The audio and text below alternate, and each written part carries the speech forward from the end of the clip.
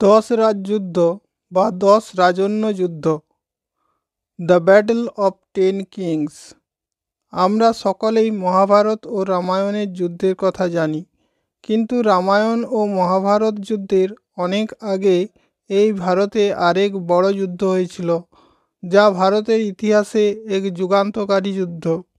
এটি ভারতের ইতিহাসে এবং সম্ভবত পৃথিবীর ইতিহাসে নথিভুক্ত প্রথম যুদ্ধ। আমরা বিষ্ণুপুরাণ থেকে জানতে পারি, উত্তরং যৎসমুদ্রস্য হিমাদ্রেশ্চৈব দক্ষিণাম বর্ষং তদ্ভারতং নাম ভারতী যত্র সন্ততি। অর্থাৎ, সমুদ্রের উত্তরে এবং হিমালয়ের দক্ষিণে যে অঞ্চল অবস্থিত তার নাম ভারত এবং তার অধিবাসীদের ভারতী বলা হয়। কিন্তু আর্যরা যখন সপ্তসিন্ধু অঞ্চলে বসতি স্থাপন করে, তখন ঋগ্বেদে এই অঞ্চলকে আর্যাবর্ত অর্থাৎ আর্যদের বাসভূমি বলা হতো। এই আর্যাবর্তই পরবর্তীকালে ভারত নামে পরিচিত হয়।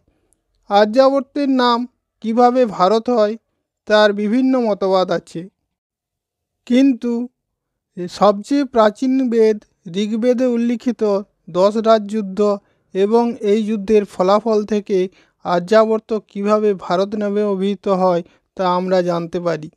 এখানে 10 রাজযুদ্ধ সম্পর্কে কয়েকটি বিষয়ে আলোচনা করব। 10 রাজযুদ্ধ কখন হয়েছিল, 10 রাজযুদ্ধের কারণ কি, 10 রাজযুদ্ধ কাদের মধ্যে হয়েছিল, 10 রাজযুদ্ধের ঘটনাবলী এবং 10 রাজযুদ্ধের ফলাফল ও গুরুত্ব। 10 রাজযুদ্ধ কখন হয়েছিল? ঋগ্বেদে তার সঠিক সময়কার উল্লেখ নেই। ধারণা করা হয় 10 রাজযুদ্ধ 1500 খ্রিস্টপূর্বাব্দ থেকে 1300 খ্রিস্টপূর্বাব্দের মধ্যে হয়েছিল। প্রাচীন আর্য যুগের রাজনৈতিক অবস্থা এবং 10 রাজযুদ্ধের কারণ। 10 রাজযুদ্ধ নামটি শুনলে মনে হয় যেন এটি 10 জন রাজার মধ্যে একটি যুদ্ধ, কিন্তু বাস্তবে তা নয়। এ সম্বন্ধে জানতে গেলে প্রথমে প্রাচীন আর্য সভ্যতার যুগের দিকে লক্ষ্য করতে হবে। প্রথমে আর্যরা সপ্তসিন্ধু এলাকায় বসবাস শুরু করে। আর্যরা এই সময় 30টি ছোট ছোট গোষ্ঠীতে বিভক্ত ছিল। কোনো কোনো ঐতিহাসিকের মতে এই সংখ্যা 100-র কাছাকাছি ছিল। এই গোষ্ঠীগুলোর নেতা বা রাজার দায়িত্ব ছিল তার নিয়ন্ত্রিত এলাকা, মানুষ এবং পশু ও অন্য গোষ্ঠীর আক্রমণ থেকে রক্ষা করা। আর্যরা মূলত পশুপালনের উপর নির্ভর করত। এই কারণে পশু চুরি এবং এলাকা দখলের জন্য এই গোষ্ঠীগুলির মধ্যে প্রায়ই যুদ্ধ লেগে থাকত। ঋগ্বেদ থেকে আমরা এরকম 5টি গুরুত্বপূর্ণ গোষ্ঠীর নাম জানতে পারি, যারা হলো পুরু, অনু, তুর্বস, দ্রুহু এবং যদু। এদের একত্রে পঞ্জনা বা পঞ্চজনা বলা হতো। অন্যদিকে ভরত নামে আমরা আরেকটি গুরুত্বপূর্ণ গোষ্ঠীর নাম জানতে পারি। কারো কারো মতে পুরু গোষ্ঠীরই একটি শাখা ভরত গোষ্ঠী। ভরত গোষ্ঠী পারুশনি নদীর পূর্ব তীরে বসবাস করত। পারুশনি বর্তমান পাকিস্তানের পাঞ্জাবের রাভি নদীর প্রাচীন নাম। ভরত গোষ্ঠীর রাজা সুদাস এবং তার প্রধান রাজপুরোহিত ছিলেন বিশ্বামিত্র। ঋগ্বেদে 3য় মণ্ডল থেকে বিশ্বামিত্র সম্বন্ধে এবং 3য় মণ্ডলের 53 সংখ্যক স্তোত্র থেকে রাজা সুদাস সম্বন্ধে জানা যায়। রাজা সুদাস ছিলেন অত্যন্ত উচ্চাভিলাষী। তিনি তার সাম্রাজ্য বৃদ্ধি করার জন্য বিশ্বামিত্রের পরামর্শে অশ্বমেধ যজ্ঞের আয়োজন করেন। অশ্বমেধ যজ্ঞ ছিল তখনকার দিনে নিজের সাম্রাজ্য বৃদ্ধি করার একটি প্রচলিত ব্যবস্থা। এই ব্যবস্থা অনুযায়ী একটি যজ্ঞের ব্যবস্থা করা হতো। একটি ঘোড়াকে সাম্রাজ্য থেকে সৈন্যসহ ছেড়ে দেওয়া হতো। এই ঘোড়াটি বিনা বাধায় অন্য যেসব গোষ্ঠীর এলাকা দিয়ে যেত, সেই অঞ্চলগুলি রাজারা বশ্যতা স্বীকার করেছে ধরে নেওয়া হতো। বশ্যতা স্বীকার না করলে যুদ্ধ করতে হতো। এভাবে রাজা সুদাস অশ্বমেধ যজ্ঞের মাধ্যমে বেশ কিছু অঞ্চলে নিজের কর্তৃত্ব প্রতিষ্ঠা করেন। 10 রাজযুদ্ধের কারণ কি?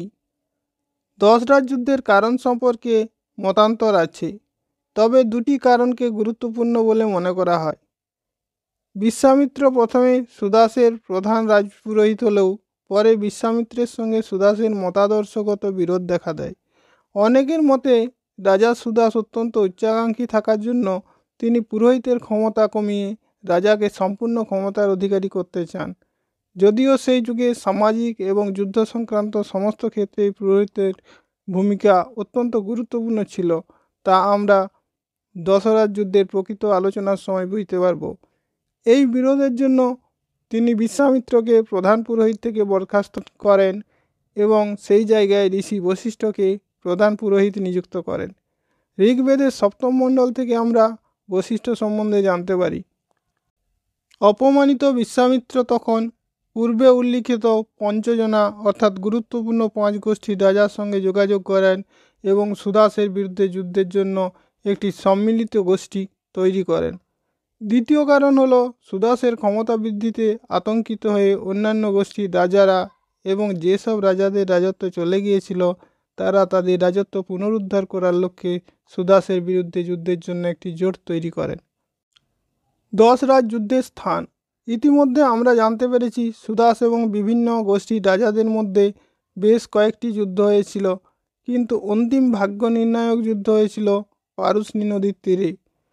যুদ্ধের দুই পক্ষ, প্রথম পক্ষে রাজা সুদাস ও ভরত গোষ্ঠী, তৃৎসু গোষ্ঠী এবং বশিষ্ঠ। সম্মিলিত সৈন্য সংখ্যার উল্লেখ নেই। দ্বিতীয় পক্ষে বিভিন্ন গোষ্ঠী যেমন পুরু, অনু, তুর্বস, দ্রুহু, যদু, অলিন, পক্ত, ভালনস, বিশানিন, শিব, বৈকর্ণ, মৎস্য, সিম্মু, ভেদ, অজ, শীঘ্রু, ইয়াক্ষু এবং আরও কয়েকটি গোষ্ঠী। কারো কারো মতে বিশ্বামিত্র যুদ্ধে নিজে অংশগ্রহণ করেছিলেন, যদিও ঋগ্বেদে এর নির্দিষ্ট উল্লেখ নেই। সুতরাং এখানে সুদাসের বিরুদ্ধে 10 জনেরও বেশি গোষ্ঠীর রাজার উল্লেখ আছে।